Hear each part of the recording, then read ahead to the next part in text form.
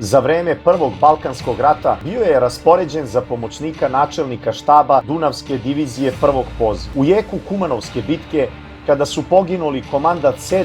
pešadijskog puka, 2 komandanta bataljona i više komandira, posebno iz 18. puka, otišao je na najugroženije položaje. Angažovao je jedan bataljon iz 9. pešadijskog puka i učestvovao u dizanju borbenog morala sa ostalim mladim oficirima, što je bio osnovni uzrok prve i odlučujuće pobede srpske vojske. Posle Bitoljske bitke, u toku koje je opet angažovan na dizanju borbenog morala, zahtevao je da neposredno komanduje jedinicom, što mu je omogućeno. Kao komandant 1. bataljona 7. pešadijskog puka drugog poziva učestvovao je u pripremama i izvođenju Jadranske operacije, kada je kao komandant leve divizijske kolone najdublje prodrao u turske položaje.